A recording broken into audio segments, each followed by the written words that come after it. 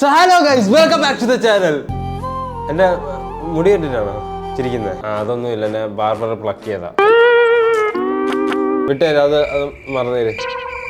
മാസങ്ങളായിരിക്കുന്നു നമ്മള് വീഡിയോ ഇട്ടിട്ട്. ആരെ കെട്ടിക്കാനാ? ആരെ കെട്ടിക്കാൻ ഉണ്ടാക്കിയിട്ടേക്കോ ഇത്? ആരെ കെട്ടിക്കാനാ ഇത് ഉണ്ടാക്കിയിട്ടേക്കുന്നത്? ആരെ കെട്ടിക്കാനാന്ന്? അങ്ങനെയല്ലോ. ആരെങ്കിലും എന്റെ കാര്യം തിരക്കിയോ? ഞാൻ എവിടെ എന്താ വരുന്നത്? ഞാൻ എന്റെ സെക്കൻഡ് ചാനൽ ഉണ്ടായിരുന്നു, അവിടെ ആക്റ്റീവാ. ഇവിടെ ആക്റ്റീവ് ആവാഞ്ഞതിന്റെ കാരണം വേറൊന്നുമല്ല, മലയാളത്തിൽ ഇപ്പൊ ഒരുപാട് കണ്ടന്റ് ഉണ്ട്, അതുകൊണ്ട് എനിക്ക് ആക്റ്റീവ് ആവാൻ പറ്റാഞ്ഞേ. ഒളിച്ചോട്ടോ, അങ്ങോട്ടും ഇങ്ങോട്ടും അടി, വഴക്ക്, പുറകിന്ന് കുത്തുന്നു, കാലിന്ന് കുത്തുന്നു, എന്താ പാടേത്? ഇതൊക്കെയാണ് ഇപ്പോഴത്തെ മലയാളത്തിലെ കണ്ടന്റ്. എന്ന് തൊട്ട് ഇവിടെ പണ്ടത്തെ നമ്മുടെ പ്രശ്നമില്ലാത്ത പ്രശ്നങ്ങൾ എന്ത് ചെയ്യും? ഒരാളെ ലൈഫ് വെച്ച് കളിക്കാത്ത നമ്മുടെ പണ്ടത്തെ റോസ്റ്റിംഗ് എന്ത് ചെയ്യടാ? കിച്ചു രേണുവിനെ ഗർഭമാക്കിയോ എന്നാണ്. ഇതിനൊക്കെ ഞാൻ എന്ത് മറുപടിയാ പറയേണ്ടത്?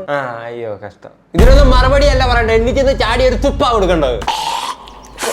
We can understand. ഈ കോമഡി ഇന്റർവ്യൂസിന്റെ കാര്യമൊക്കെ നമുക്ക് അണ്ടർസ്റ്റാൻഡ് ചെയ്യാൻ പറ്റും. ഒരു മനുഷ്യനോട് ചോദിക്കേണ്ട ചോദ്യമാണോ ഇത്? See, I know they might have some reasons. അവർക്ക് ചോദിക്കാനായിട്ടുള്ള എന്തെങ്കിലും ഒരു കാരണം കാണും, എന്നാലും അവരാധമായി പോയി. Or see, maybe വേറെ എവിടെയെങ്കിലും ആൾക്കാർ കമന്റ്സ് ഇട്ടത് അവരെടുത്ത് ചോദിച്ചതായിരിക്കും, എന്നാലും അവരാധമായി പോയി. അങ്ങേറ്റ അവരാധം. See, to be honest, ഇമാതിരി കോണ്ടന്റ്സ് ചെയ്തിട്ട് നമുക്ക് കിട്ടുന്ന പൈസയും കൊണ്ട് റൈസ് മേടിച്ച് കഴിക്കുന്നതിൽ പട്ടിത്തീട്ട ഉപ്പ് കൂട്ടി കഴിക്കുന്നതാ. അല്ലൊന്ന് ആലോചിക്കുക, ആരാ ചോദ്യം ചോദിച്ചു? ആരാ ചോദ്യം അപ്രൂവ് ചെയ്തത്? പുള്ളിക്കാരിക്ക് ക്യാൻസർ, ഇപ്പം മോനോട് എന്തോ ഒരു പ്രശ്നങ്ങളുണ്ട്. എന്ത് കറക്റ്റ് ആയിട്ടുള്ളൊരു ചോദ്യം ചോദിച്ചു? യെസ്, കിച്ചു രേണുവിനെ ഗർഭമാക്കിയോ എന്നാണ്. പിന്നെ നമുക്ക് രണ്ടുപേർക്ക് അറിയുന്ന പല കാര്യങ്ങളും അല്ലേ കിച്ചു? ഓ അല്ലേ കിച്ചു? ഞാൻ കിച്ചു അല്ല.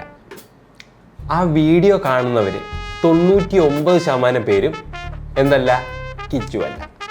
എന്നാ പിന്നെ കിച്ചുവിന് നേരെ ഫോൺ വിളിച്ച് പറഞ്ഞാൽ പോരായിരുന്നോ? കിച്ചു ഒരാളല്ലേ ഉള്ളൂ, ഇമാതിരി പ്രശ്നങ്ങളൊക്കെ വീഡിയോ ഇട്ട് പറയേണ്ട ആവശ്യമുണ്ട്? ഇതൊക്കെ ഇൻസ്റ്റാഗ്രാമിലാണോ പറയേണ്ടത്? ഇത് കിച്ചുവിനെ ഫോൺ വിളിച്ച് പറഞ്ഞാൽ പോരാ, അല്ലെ കിച്ചുവിന് അറിയാവുന്ന ആരോടെങ്കിലും പറഞ്ഞാൽ പോരെ? നാട്ടിൽ മൊത്തം BBC ഒരാളോട് പറഞ്ഞാൽ മതി, അതൊക്കെ പടരും, അത് ഇൻസ്റ്റാഗ്രാമിൽ ഇടണമെന്നില്ല.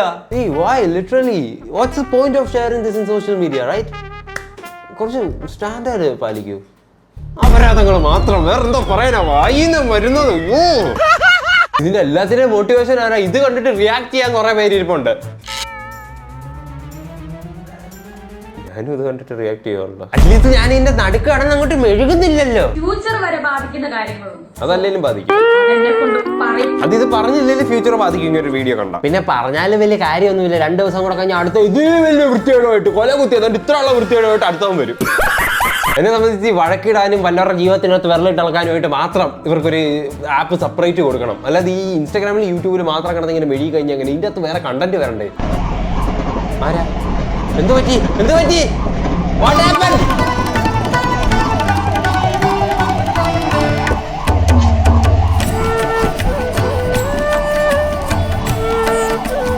അപ്പം കാലന്റെ പാക്കേജും ബുക്ക് ചെയ്തിരിക്കുക ടൂറ് പോവാൻ യമലോകത്ത്. ആംബുലൻസ് നിലവിളിച്ചോണ്ട് പോകുക. റോഡിൽ കൂടെ ഉള്ളവര് ആംബുലൻസ് പോകുന്നതുകൊണ്ടോട്ട് വെപ്രാളപ്പെട്ട് മാറുക ഒരു ജീവൻ രക്ഷിക്കാനായിട്ട്. കൊച്ചുമോള് ടെൻഷനില്ല. എന്തിനാ? ക്യാമറ ഷെയ്ക്ക് ആകുക, ഷോട്ട് കിട്ടുന്നില്ല. നമ്മളെല്ലാരും ശരിക്കും പറഞ്ഞ ഒരു വീഡിയോ എടുത്ത് കഴിഞ്ഞാൽ ഒന്നുകൂടെ കണ്ടു നോക്കും. ഇവൾ ഈ വീഡിയോ എടുത്തു കഴിഞ്ഞിട്ട് അത് ഒന്നുകൂടെ കണ്ടു നോക്കുമ്പോൾ എന്തുമായിരിക്കും ചിന്തിച്ചേ?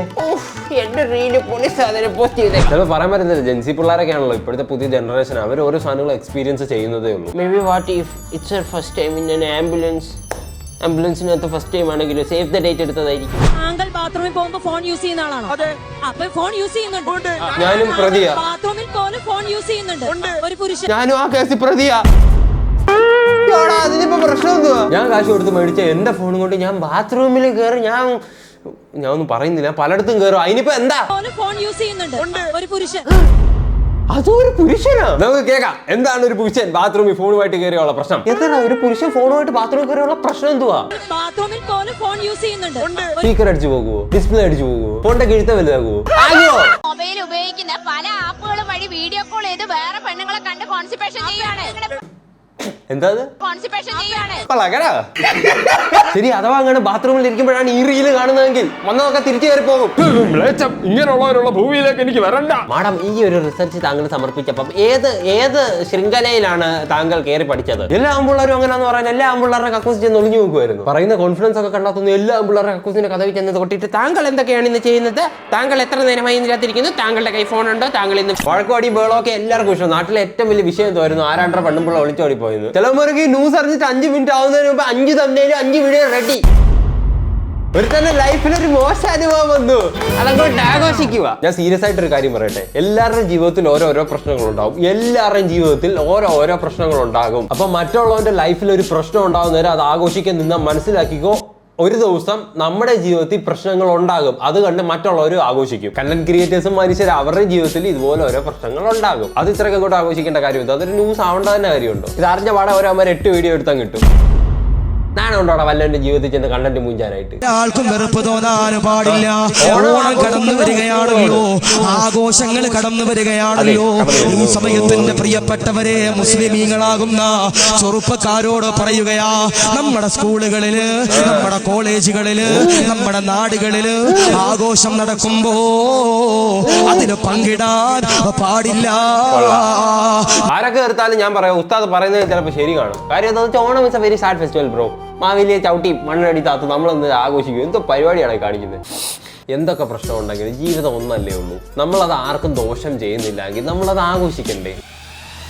അല്ലാതെ നമ്മൾ ഇങ്ങനെയൊന്നും ജീവിക്കരുത് ഉസ്താദ്, അത് മനസ്സിലാക്കണം. കടന്നു വരികയാണല്ലോ, ആഘോഷങ്ങൾ കടന്നു വരികയാണ്. നീ വൈപടിക്കുവാണോ ഇത് കേട്ടോണ്ട് ഈ മണ്ടക്കിരിക്കുന്നവൻ?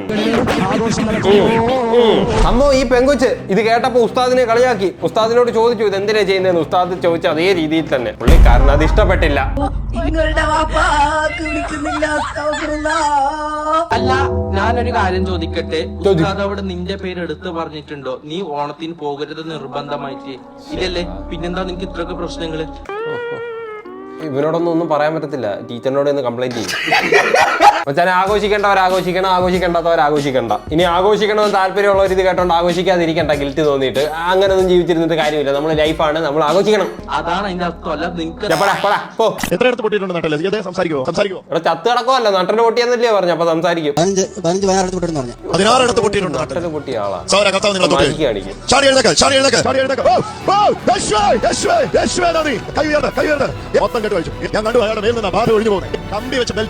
കാണിക്കും. യേശു ഇപ്പൊ ഓർത്തോ പണിയും തുടങ്ങിയോ?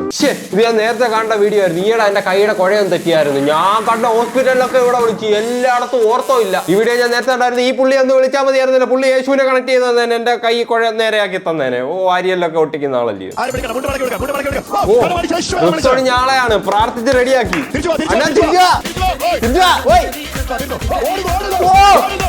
പുള്ളി പോയി, ഇന്ത്യൻ ടീമിൽ സെലക്ഷൻ കിട്ടാനായിട്ട് പോയി.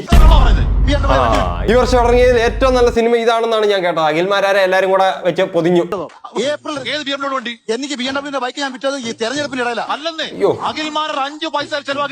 പാവ അഖിൽമാരെ, അതിന്റെ അകത്തൊന്നും മയങ്ങി വീഴാൻ പോലും പറ്റത്തില്ല. മയങ്ങി വീണാൽ തന്നെ അതിന്റെ അകത്ത് തങ്ങിയിരിക്കും. ഇത്ര സ്ഥലമേ ഉള്ളൂ. ഈ ഭൂമിയിൽ ഇപ്പൊ ഒരു ടൈം മെഷീൻ ഉണ്ടായിരുന്നെങ്കിൽ ഏറ്റവും കൂടുതൽ ആഗ്രഹിക്കുന്ന വ്യക്തി അഖിൽമാരാ. തിരിച്ചു പോയി ആ ഷോയിൽ പോകണ്ടെന്ന് പറയായിരുന്നു.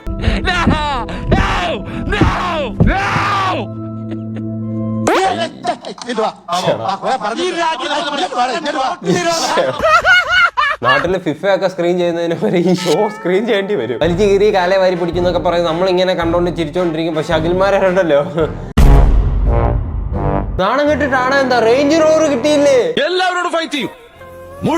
എന്താണ് ഇവന്റെ പ്രശ്നം? എന്താ നീ പുതിയ നേരം വല്ല അംഗവൈകല്യമാണോ? നിന്റെ പ്രശ്നം എന്താണ്? നിന്റെ ഇങ്ങനെയാണോ ഒരു മനുഷ്യനോട് സംസാരിക്കേണ്ടത്? എനിക്ക് ഇഷ്ടമായിട്ട് പാശ്ചാത്യ സംസ്കാരമാണോടാ ഇത്?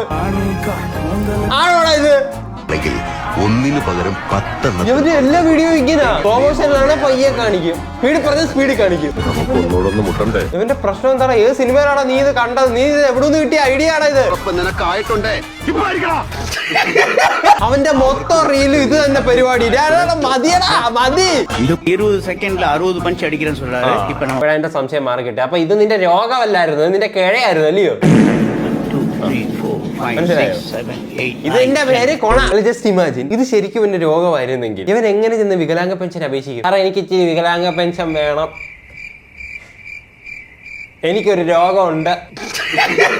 ബൈസെക്ഷുവൽ, പാൻസെക്ഷുവൽ, ഇന്റർസെക്ഷുവൽ, എസെക്ഷുവൽ, ഡെമിസെക്ഷുവൽ, ഡബിൾ ഡക്കർ സ്കോത്തീസ്. ആദ്യം പറഞ്ഞതൊക്കെ ഓക്കെ, ഞാൻ കേട്ടിട്ടുണ്ട്. ഈ ഡബിൾ ഡക്കർ കോത്തീസ് എന്തുവാണ്? രാജ്യദ്രോഹിയാണോ രാജ്യസ്നേഹിയാണോ?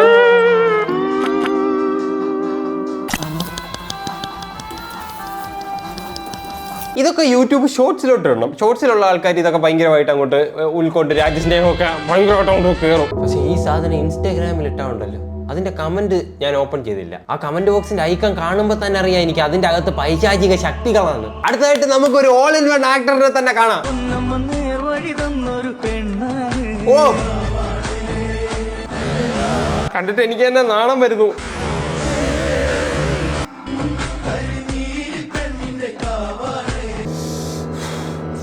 റെഡി ആവട്ടെ അവരാണ് സഹിക്കാനായിട്ട്.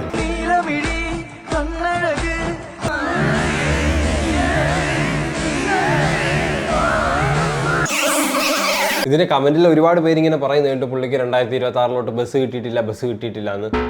പുള്ളി ജീവിക്കുന്ന കാലത്ത് ബസ് ഇല്ലടാ. പുള്ളിയുടെ ലോകത്ത് ഇതുവരെ പ്രേം നസീർ ഒന്നും മരിച്ചിട്ടില്ലടാ.